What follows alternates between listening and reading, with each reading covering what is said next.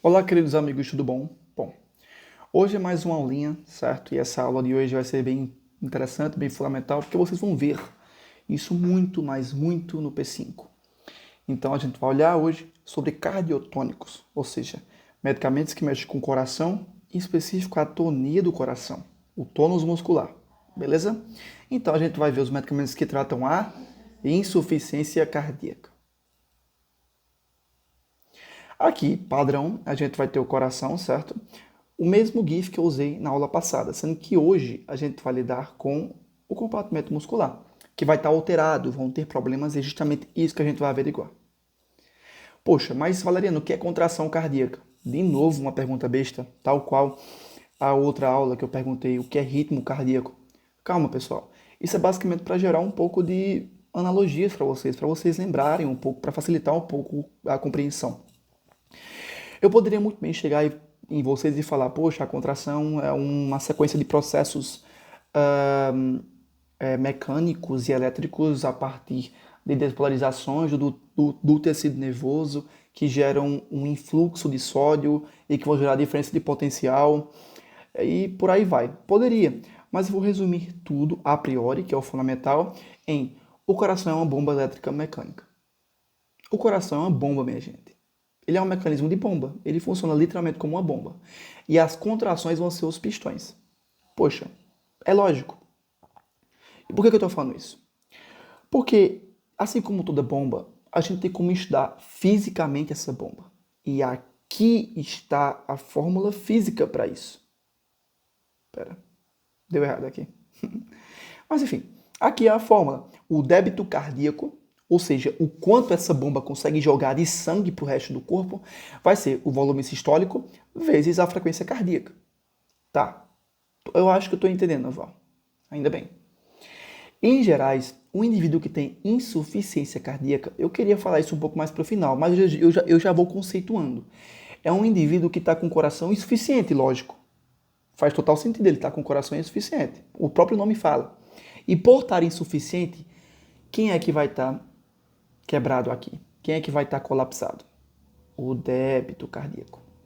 O coração, a um certo momento, ele não vai conseguir jogar sangue o suficiente para o resto do corpo. Ele vai falar, cara, não aguento.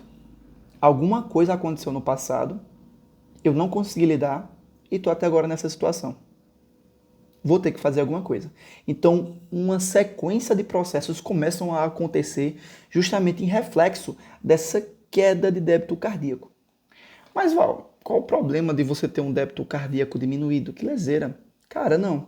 Porque se você tem diminuição do débito cardíaco, em alguns pontos do seu corpo você vai ter menos sangue. Tendo menos sangue, você vai ter menos oxigênio. Tendo menos oxigênio, alguns tecidos vão fazer respiração anaeróbia. E respiração anaeróbia gera lactato. Tá. Falou muita coisa, não entendi nada. Em geral, quando você tem lactato, você vai ter acidose metabólica. Ele acidifica seu sangue. E aí, muita coisa ruim vai acontecer. Então, o seu corpo, entendendo esse processo de ruindade, ele não quer isso. Então, ele evita. E ele evita como? Aumentando o débito. Poxa, Eval, ele quer aumentar o débito, né? Como é que ele faz? Tem como eu mudar o volume sistólico agora? Tem como eu mudar o coração de uma hora para outra? Não, não tem. A não ser que você seja mágico ou mutante do X-Men. Mas existe um ponto bem interessante. Ele pode aumentar a frequência cardíaca. Olha que difícil. É tão simples. De início, você vai ter esse aumento de frequência cardíaca, cara. É o inicial. Você aumenta a frequência, você aumenta o débito cardíaco e evita a acidose metabólica. Supimpa. Outras coisas são bem interessantes de eu lembrar para vocês. Vocês vão ver nomes meio feios, como inotropismo e cronotropismo. Basicamente, os dois se referem ao quê? Inotropismo é força de contração. Cronotropismo é tempo de contração. Então, se você aumenta a força de contração, você vai ter um efeito inotrópico positivo. Só isso. Só para alertar vocês, tá bom? Mas isso é bem teórico, não vai cair questão sobre isso, não. Eu acho, né? Pera, mas quem que sinaliza a contração? Poxa, Eu acabei de falar para vocês, de início você vai ter o quê? Vai ter que ter mudança na frequência cardíaca. E quem é que muda a frequência cardíaca logo de cara? Vou dar 3 segundos para vocês pensarem. 1, 2, 3. Isso, cara, você acertou. O sistema nervoso simpático. Então, a gente vai ter a sinalização adrenérgica, galera. Sistema nervoso simpático. Ele vai começar a aumentar a excreção, certo? E a produção de conteúdo adrenérgico, adrenalina, noradrenalina. E aí você vai ter o quê? Esses caras se acoplando àquilo que Diego falou lá no P1 e que eu espero que vocês se lembrem. Proteína G. Então, uma proteína G estimulatória, excitatória.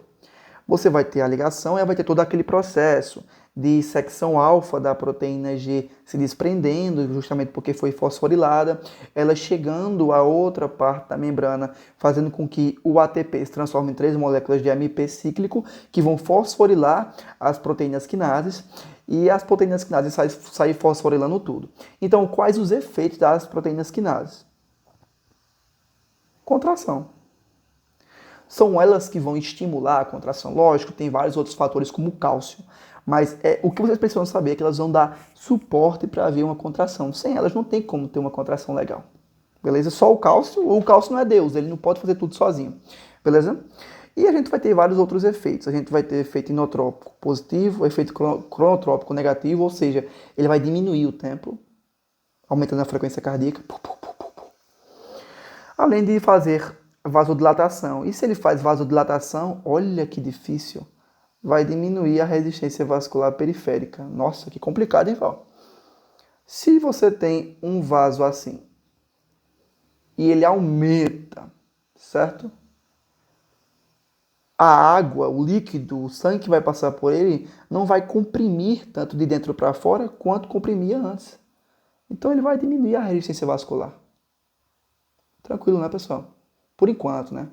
É um conteúdo muito complexo que vocês vão ver que muda muito, muito bem, vem muito mais coisa no P5. E como que vai acontecer a contração propriamente dita? Gente, é o seguinte, a contração ela vai ser derivada de todo um processo fisiológico que está acontecendo agora com você. Os meus dedos no meu antebraço e afins. Você vai ter tudo isso aqui acontecendo muito rapidamente. E para ajudar o entendimento de vocês, eu vou fazer o seguinte, eu vou dividir, como eu sempre faço. Então, para a primeira parte, a gente vai pegar essas 4 fasezinhas. Então, bora dar uma olhadinha. Eu acho que vai ficar legal com o celular. Primeiro, você vai ter o quê? Você vai ter um trigger. Alguém vai fazer com que haja despolarização. Tecido nervoso? Muito provavelmente. E aí, você vai ter o quê? Essa despolarização vindo a... Eu vou trocar de cor, né? Porque só uso vermelho, tá de sacanagem. Ó, despolarização chegando. Ela vai chegar justamente nesse canal fotovoltaico de cálcio. Ou seja, ele depende de quê? De volts, certo? Então ele vai abrir quando você tem a diferença de potencial. Ele abriu e você vai ter que entrar no cálcio. Perfeito. Essa é a fase 0, que eu aprendi de 0. Aí o cálcio entra e ele vai se ligar a esse carinha aqui do 1.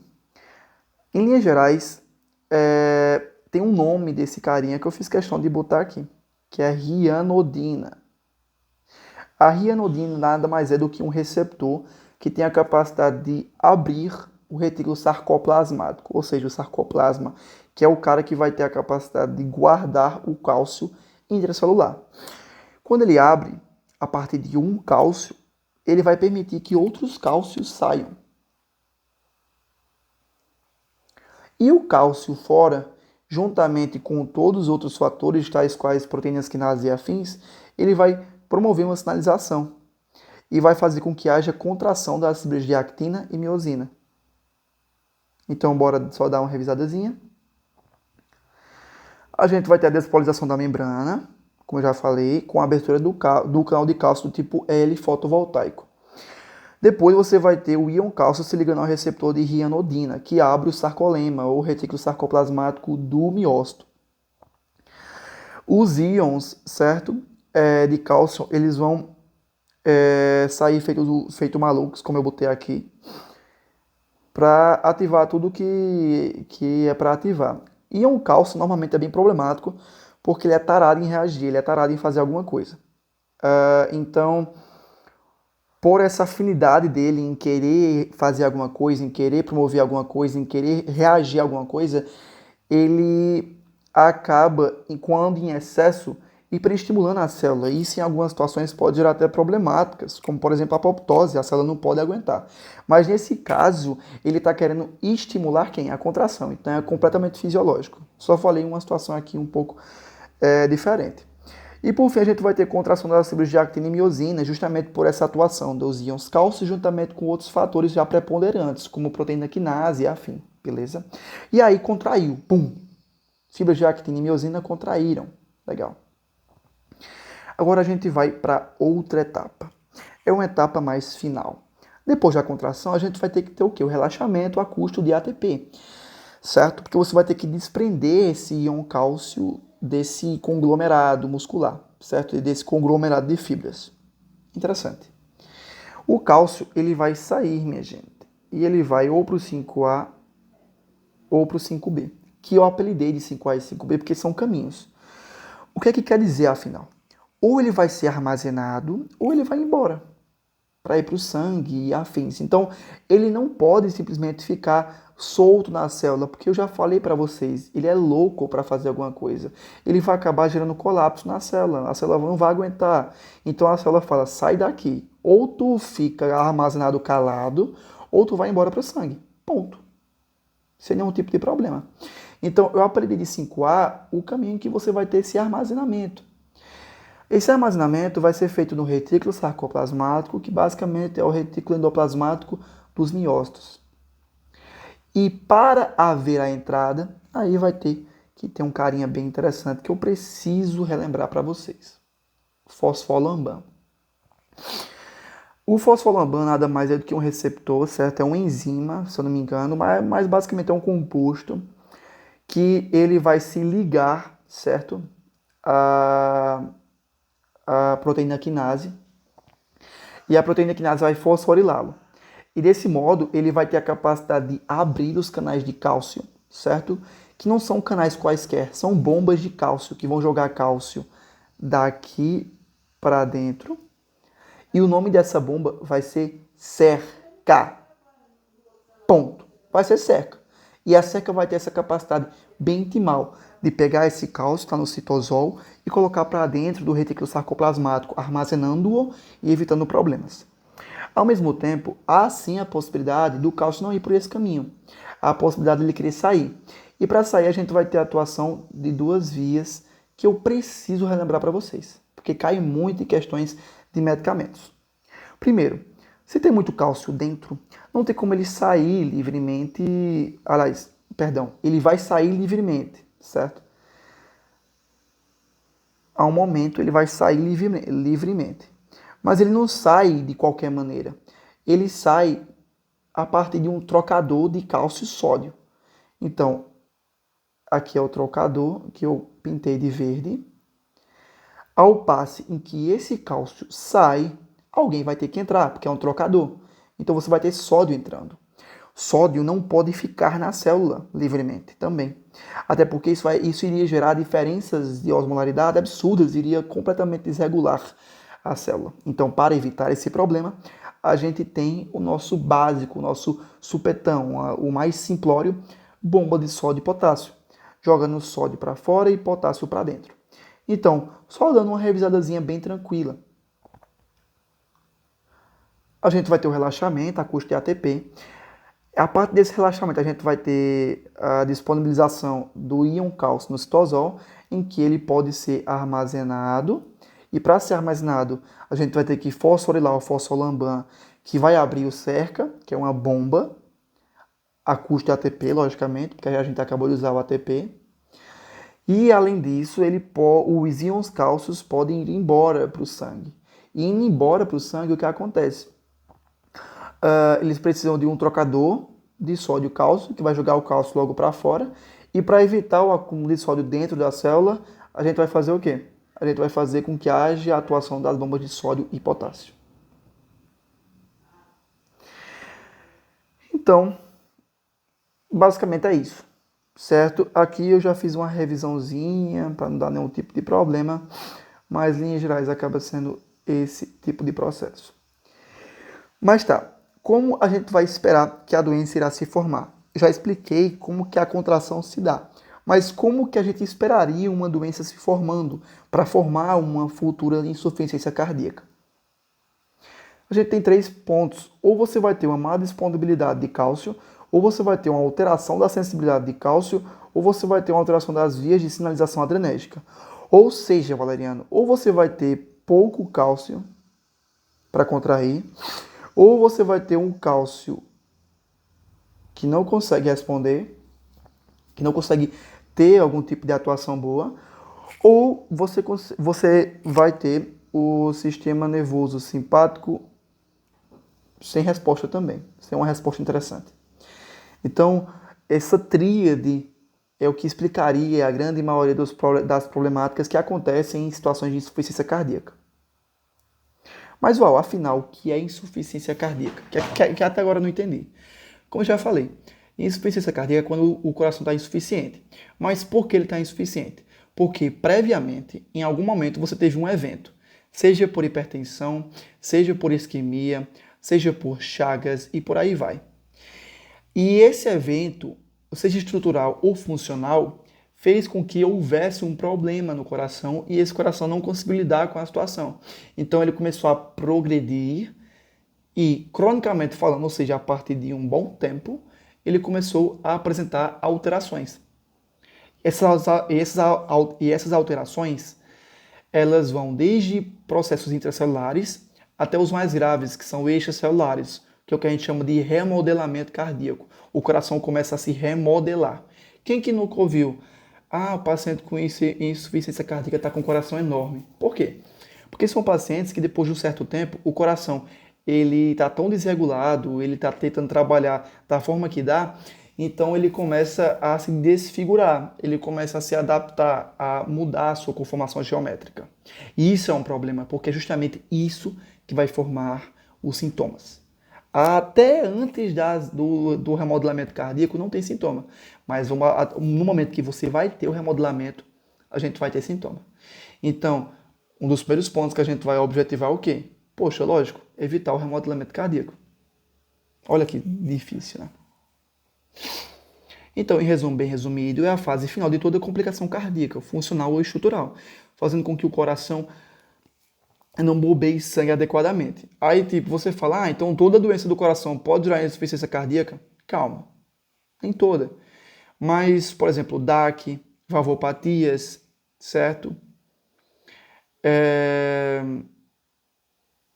Podem sim levar à formação de insuficiência cardíaca caso você não tenha um tratamento adequado, certo? Caso você haja de desleixo por algum N motivo ou outro, o coração não conseguiu se recuperar de uma problemática prévia. Então, em linhas gerais, vocês só precisam saber disso. É uma situação crônica em que o coração está sofrendo, está em injúria e está tentando fazer da forma que dá para poder bombear o sangue. Isso a custo de muita alteração. Logo, é uma doença crônica com várias fisiopatologias e sintomas diferentes. Isso vocês muito provavelmente já entenderam. E quais são os principais fatores de risco? A gente vai ter hipertensão, DAC e infarto, mas sendo o principal de todos hipertensão. É o maior fator de risco. Estou dizendo que é o mais comum no Brasil? Não. O mais comum no Brasil é isquemia, então DAC e infarto. Mas o mais preponderante, o mais expressivo é justamente a hipertensão. E o diagnóstico? O diagnóstico é clínico, não adianta você querer fazer um monte de exame e basicamente fazer com que o paciente se entupa e perca tempo. Quando você pode, na verdade, identificar clinicamente como que aquele paciente está e assim dar um diagnóstico, no máximo com algumas dúvidas que você já tira com o ecocardiograma, certo? Especificamente o ecodoppler cardiograma. Então, em linhas gerais, você olha o paciente, poxa, é um paciente com dispneia paroxística noturna, que é aquele paciente que está de noite, do nada ele acorda sem ar, ele se levanta para procurar, não é só estar com falta de ar, ele faz questão de levantar para procurar ar, ele está passando mal. Um paciente com ortopneia, que é um paciente que fica com falta de ar ao deitar, é um paciente com edema, ou seja, sinal de Godet positivo, é um paciente que do nada tá de noite lá e começa a espumar, certo? Uma espuma branca, às vezes rosácea, certo? Que é o que a gente chama de edema agudo de pulmão, que é quando você vai ter justamente edemas ao nível do pulmão, que já é um indicativo de que o paciente já está com insuficiência cardíaca, porque já é um sintoma, certo? Então, tudo isso acaba se conglomerando e isso vários outros sintomas. Cheyne-Stokes, por exemplo, principalmente noturnamente falando, e por aí vai. Então, sempre se lembrem disso. O diagnóstico é clínico e a anamnese é tudo. Tá. Então, quais são os exames? O queridinho, a gente vai ter o ecodoppler cardiograma ou só ecocardiograma, não se estressem com isso. Mas caso você tenha dúvida, você pode dosar os peptídeos natriuréticos. E o que são peptídeos natriuréticos? Basicamente, são compostos que são formados pelo coração. Eu não vou especificar, mas a gente vai ter o quê? O ANP, o BNP e o CNP. O ANP é produzido nos átrios, o BNP nos ventrículos. E eles têm a capacidade de quê? De evitar, certo? Esse remodelamento. Eles tentam lidar com, não especificamente com remodelamento, mas com alterações neurohormonais, que vocês também não precisam saber especificamente. Mas quando o indivíduo está com insuficiência cardíaca, como eu já falei para vocês lá atrás, o sistema nervoso simpático está atuando tanto, que você vai ter complicações em todo o corpo. Porque o sistema nervoso simpático atua em praticamente todo o corpo.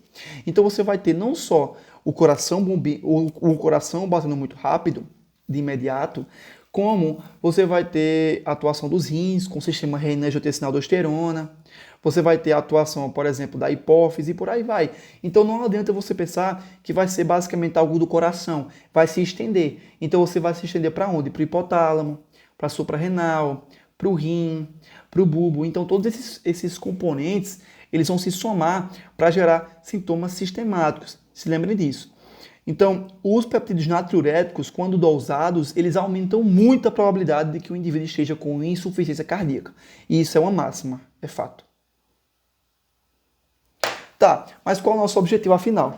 Como eu já falei para vocês, evitar o remodelamento cardíaco e, portanto, essas alterações que piorem ainda mais o quadro do paciente e, portanto, piorem o prognóstico. Se você evita o remodelamento, você evita a injúria cardíaca, você evita a apoptose. E ora em apoptose, ou seja, ora quando um miócito morre, já era, porque basicamente os nossos miócitos são contabilizados. Então, sempre tomar muito cuidado. O nosso objetivo é controlar os sintomas, controlar o remodelamento, evitar essa injúria do coração para fazer com que o paciente tenha uma sobrevida maior. Isso é fundamental. E se liguem, quais são os medicamentos que vão limitar o remodelamento, certo? A gente vai ter IECA, BRA, beta-bloqueador, ivabradina. Eu botei espironolactona aí, mas espironolactona não. Aliás, eu sinceramente não sei dizer com tanta convicção se gera ou não um remodelamento cardíaco. Depois dessa aula, eu vou dar uma revisada e aí eu vou ter um pouco mais de convicção para poder falar para vocês. Mas, em linhas gerais, esses três últimos são oficiais. Uma coisa que eu posso falar é que espironolactona, IECA, BRA e beta-bloqueadores, eles aumentam a sobrevida do paciente, ou seja, diminuem o risco de morte dele, certo? Basicamente isso. E aqui a gente vai ter a classificação, ou seja, como classificar os sintomas de uma insuficiência cardíaca. A gente vai ter o NYHA, que é o do New York Heart Association. Quando é classe 1, o paciente não tem sintoma. Quando é classe 2, já é classe 2, os sintomas são leves. Então, tipo, você vai ter um paciente que, eu vou dar uma corridinha aqui para chegar mais cedo no show. Eita, cansei mais que o normal, que estranho. Classe 3, exercícios que o paciente fazia no cotidiano já começa a ter algum tipo de problemática. Como, por exemplo, eu subo essa minha escada de casa todos os dias, desde que eu sou criança. Nunca cansei, porque ela é pequena e tal, e também sou acostumado. Mas recentemente eu tô cansando muito, cara, só de subir 1 ou 2 vezes. Estranho. E classe 4, você começa a ter problemas no próprio repouso, cara. Então, você tem aí piora do prognóstico. E aí, vamos tratar? Aqui eu tenho que falar para vocês algo muito importante. Eu simplesmente não posso fazer um resumo completamente detalhado, porque insuficiência cardíaca, minha gente, é uma vastidão, é algo muito complexo. Então, vocês querem tirar nota boa. O meu objetivo é dar bizus para vocês tentarem tirar nota boa. E aí eu vou tentar dar formas mais claras de vocês tentarem tratar, certo?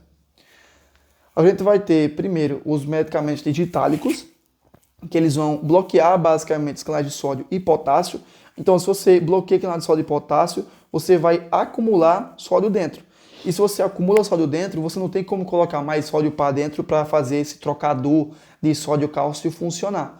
Então, você acumula esse sódio e o sódio que está aqui fora, ele fala, poxa, eu não vou entrar, porque se eu entrar, já tem muito sódio dentro. Não faz nem sentido. Então, por diferença, certo, de concentração, o sódio não entra. E aí, se o sódio não entra, não tem como ser trocado pelo cálcio, e o cálcio começa a se concentrar. E como eu falei para vocês, tem dois caminhos. Se o cálcio ele se concentra dentro da célula, ou ele sai, que nesse caso ele não pode sair, ou ele vai para onde? Vai para o retículo endoplasmático do miócito, que é o sarcoplasma ou retículo sarcoplasmático. Então, na próxima contração, ele vai o quê? Aumentar a força de contração. Bem importante isso. Lembrar que digitálicos também são antiarrítmicos, tá bom? Digoxina. A digoxina é basicamente o reizinho aqui. A gente vai ter a distoxina, certo? E outros digitálicos. Mas o que a gente mais conhece aqui e que o professor Felipe mais deu informações interessantes é a digoxina. Primeiro, ela interage muito com outros medicamentos, seja farmacocinética ou farmacodinamicamente falando. Essas interações vão de beta-bloqueadores a bloqueadores de canal de cálcio, espironolactona, eritromicina, certo? E outros medicamentos como verapamil, quinidina e amiodarona. Esses três últimos eles vão aumentar a concentração de digoxina. E isso é uma informação importante. Por quê? Porque se eles aumentam a concentração de digoxina, e a digoxina, no próximo slide que eu já falei para vocês aqui, ó, ela é tóxica, então eles vão aumentar a toxicidade dessa digoxina, para o corpo. Então, para pacientes que sejam mais hábeis, sejam mais suscetíveis a ter algum problema de toxicidade, a gente evita. E quem são esses pacientes? Cara, pacientes com lesão tubular, pacientes com lesão renal. Porque esse medicamento ele é excretado pelos rins. Se você não tem um rim trabalhando tão interessantemente, você vai acumular esse medicamento que é tóxico. Então, se você ainda faz uma associação que aumenta o efeito dele, poxa, você vai aumentar a toxicidade. E se o paciente tem problema renal, aí, sinceramente, é uma situação bem complicada. Então, o maior problema dessa classe medicamentosa, dos digitálicos, certo? É justamente o quê? O fato de que eles são tóxicos e eles têm uma meia-vida muito longa. A digoxina pode passar até mais de 36 horas no corpo do paciente. A distoxina pode passar até 216 horas, cara. Isso é absurdo. Então, é a principal limitação. É justamente o tempo de meia-vida em acoplação aos efeitos tóxicos desses medicamentos. A gente vai ter os agonistas adrenérgicos.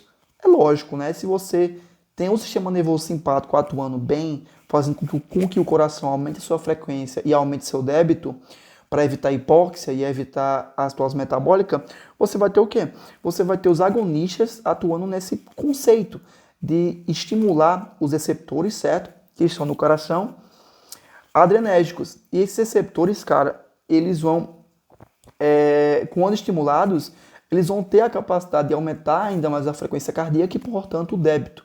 Então é bem interessante. O queridinho daqui que eu escolhi foi a dopamina, certo? Tem outras, certo? Como a dobutamina e a ibupamina. Mas se atentem mais a um específico, certo? Não se estressem tanto com outros. Até porque eu vou falar mais de terapêutico, que aí a gente consegue conglomerar um pouco mais os medicamentos. Informações. A dopamina dura até 10 minutos no corpo do paciente. O tempo de ação é de 5 minutos e a meia-vida é de 2 minutos, certo? E ela, um adendo, ela é usada para tratar pacientes em choque, que são basicamente pacientes que estão em bradicardia e hipotensão. Inclusive, eu fiz uma questão semana passada sobre isso. Tipo, chega um paciente, tô com choque e com hipotensão. Você pode sim usar a dopamina, porque é um indicativo de, estou com bradicardia e hipotensão. Você pode usar a dopamina porque é um indicativo de choque. Inibidor da fosfodiesterase. A gente vai ter o quê? A gente vai ter a fosfodiesterase como enzima que degrada o AMP cíclico. Então, se você degrada o AMP cíclico, você vai evitar o quê? Você vai evitar a proteína quinase de se fosforilar e de sair fosforilando tudo. Então, se eu iniba a fosfodiesterase, você vai ter mais AMP cíclico. Você vai aumentar essa quantidade e assim você vai aumentar a proteína quinase, que tem efeito de quê? De aumentar a força de contração. Se eu aumentar a força, aumenta o débito. Legal. O medicamento aqui que a gente vai se atentar é a amiorinona. Ela vai ser administrada em bomba de infusão e ela precisa ter alguns cuidados. A gente não pode usar para pacientes pós-infarto, por quê? É lógico, você vai desistir ainda mais do coração, então você pode fazer com que o coração entre em colapso, mais ou menos naquela pegada do bloqueador de canal de cálcio. E também a gente vai ter outros caras, como por exemplo, não pode usar furosemide junto, porque você vai gerar precipitação, e aí você vai fazer com que haja cálculos no sangue, isso é totalmente deletério, não faz nem sentido. Sensibilizadores de canal de cálcio, de cálcio. Cara, esses caras, lógico, faz sentido. Você olha e fala, poxa, de fato, que medicamento legal. Sendo que, primeiro, eles levam muitos efeitos adversos. Eles têm uma farmacocinética podre, horrorosa, e eles têm baixa depuração, enfim. O que acaba com essa classe medicamentosa é justamente sua farmacocinética e farmacodinâmica, certo? O grande cara da vez aqui é a levocimendona. Eu decorei com levocimento, tá ligado? Alguma coisa assim. Eu detestava esse nome, eu acho um nome muito difícil de decorar, porque é muito nome junto, né? Eu entendo vocês, mas enfim, levocimendona. Ela vai sensibilizar a ligação da troponina C, que está lá na cidogeactinimiosina, com cálcio. Então você vai ter o quê? Você vai ter uma maior atuação e uma maior intensidade dessa ligação, fazendo com que a contração seja mais eficiente, tá bom? Além disso, você vai ter outro efeito que eu acho importante saber, que você vai ativar canais de potássio. Então, se você ativa canais de potássio, você vai gerar vasodilatação periférica. Isso é um ponto interessante, certo? Acho que além do mais, dá para fazer assim as questões acerca dele. E a limitação é aquilo que eu já falei para vocês, farmacocinética horrorosa. E os fármacos adjuvantes, que são os fármacos que vão atuar como suporte. A gente vai ter quem? A gente vai ter diuréticos, como especificamente espironolactona. A espironolactona ela vai ter um efeito de aumentar a sobrevida do paciente, certo? Isso é bem interessante. IECA e BRA, sendo o IECA muito maior do que o BRA, porque o acúmulo de bradicinina é comprovado que é cardioprotetor, certo? Então você vai evitar o remodelamento cardíaco e além disso você vai aumentar a sobrevida. Beta-bloqueador. Cara, beta-bloqueador é absurdamente bom. Por quê? Porque, como eu falei para vocês, a hiperreatividade simpática vai atuar muito no coração. Então o coração vai bater toda hora intensamente. Sendo que depois de um tempo, isso vai gerar o que a gente chama de down regulation, que vocês viram lá com o Diego. E esse down regulation vai ser uma diminuição dos receptores de quê? Beta-adrenérgicos, alfa-adrenérgicos, justamente porque você está exigindo muito do coração a bater pum, pum, pum, toda hora. Então, uma forma do corpo lidar com a situação é diminuindo os receptores. Isso é um fato. Então, quando você diminui os receptores, isso vai fazer com que você diminua a responsividade do coração ao sistema nervoso simpático. E aí você não vai ter uma capacidade legal de mudar a frequência do coração. O coração vai estar toda hora batendo bum, bum, bum, bum, bum. Isso é péssimo, cara. Péssimo, péssimo, péssimo. Logo, o beta-bloqueador ele tem uma capacidade incrivelmente linda de gerar upregulation. Então ele retorna um pouco daquela responsividade do coração. Além disso, ele vai aumentar a força de contração, ou seja, melhorar o débito, e além disso, ele vai diminuir o consumo de oxigênio pelo coração. Cara, ele é perfeito. Então, ele vai aumentar a sobrevida e ele vai evitar o remodelamento cardíaco, até porque ele controla, assim, a frequência cardíaca do coração. A gente vai ter os vasodilatadores. Nesse caso, eu chamo um pouco mais de atenção. Por quê? Isso é um pouco delicado e eu sei que muita gente não vai entender, mas para fazer questão, para você olhar a questão e você não tem tanto problema assim para não encucar muito. Seguinte, se o paciente for negro e tiver uma fração de ejeção reduzida, certo? Que é fração de ejeção nada mais é do que a quantidade de sangue que o coração consegue jogar para o resto do corpo.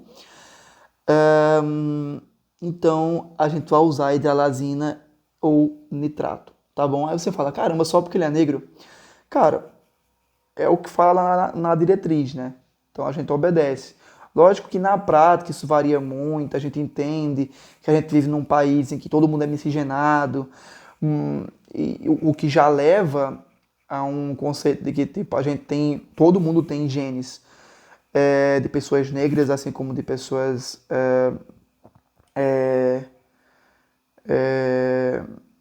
brancas, de pessoas, enfim, de latinos, by the way, de todos os tipos de pessoas, porque o Brasil é completamente miscigenado.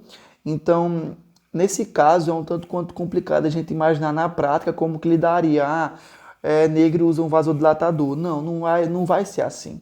Mas para fazer questão, não se estresse muito, certo? Não pensem tanto. Poxa, o paciente é negro, na descrição tem isso, então eu vou utilizar um vasodilatador, ou um hidralazina ou um nitrato.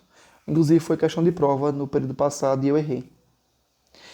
Ivabradina. Ivabradina, basicamente, o BRAD vem de bradicardia, ou seja, ela vai controlar a frequência cardíaca que esteja alta, em específico maior que 70 batimentos por minuto. Então, se você tiver uma fração de ejeção reduzida, com a frequência cardíaca maior que 70 batimentos por minuto, a gente vai usar a ivabradina. Então, como é que a gente vai usar? A gente vai ter duas situações maiores. Insuficiência cardíaca com fração de ejeção preservada, que é quando você tem uma fração de ejeção maior ou igual a 50%, e aí você vai começar com a tríade, certo? Que é IECA ou BRA, beta-bloqueador e o diurético, que é a espironolactona. O diurético vai servir para diminuir o edema. O beta-bloqueador e o BRA vai ter a capacidade de aumentar a sobrevida, juntamente com a espironolactona. Mas o IECA ou o BRA mais o beta-bloqueador, certo? Eles vão reduzir a mortalidade. Justamente pela remodulação cardíaca e afins. Eles evitam isso. Aqui é basicamente o esqueminha de como funciona. Isso aqui está na diretriz atualizadíssimo, certo? Então, caso vocês queiram ler, não tem nada demais. Mas aqui que acontece a pegada que muita gente erra. Na insuficiência cardíaca, com fração de ejeção reduzida, a gente vai associar um quarto medicamento. Por quê? Porque fração de ejeção reduzida significa que os 3 medicamentos não deram conta. Estão na dosagem máxima, então a gente precisa associar com alguém. E quem é que a gente vai associar? Então, bora lá. Eu vou mostrar logo isso aqui primeiro, e depois eu volto. O paciente é negro e tem fração de ejeção reduzida, menor ou igual a 35, lembra aquilo que eu falei, é negro, use hidralazina ou nitrato. Aqui. Deixa eu mudar um pouco a cor para ficar mais fácil para vocês. Hidralazina ou nitrato. A gente vai ter uma fração de ejeção reduzida, menor que 45, com arritmia, digoxina. Eu nunca vi muita questão com digoxina para usar, tá bom? Mas eu vejo muita questão para entender como que funciona a digoxina, certo? Varfarina, quando que a gente usa? A gente vai usar principalmente quando a gente associa para caso de fibrilação atrial. Aquilo que eu já falei para vocês lá atrás, tá bom? Então, não se resumam. Vai ter uma questão aberta. Não vai ter mais questão aberta, mas imagine uma questão aberta. É questão de insuficiência cardíaca, então nem pense em varfarina. Cara, você pode pensar. Não é fibrilação atrial? Se o paciente tiver fibrilação atrial, você vai utilizar varfarina, naquele conceito que eu falei, né? Então, tem fibrilação atrial, pense em varfarina e ponto, certo? Edema. O edema, cara, ele tem que ser contraposto com o diurético. E o diurético de escolha vai ser espironolactona. Ivabradina. Ivabradina é para controlar a frequência cardíaca. Você tem uma fração de ejeção reduzida com medicamentos em doses máximas e uma frequência cardíaca maior que 70, cara, vá de cara em ivabradina. Inclusive caiu no período passado também, certo? Enfim, isso foi um resumo que eu tentei fazer para vocês. Infelizmente é muita coisa, mas vou fazer as questões, vou gravar e vou mandar para vocês posteriormente. Tudo bom? Fiquem com Deus e abraços. Estudem muito.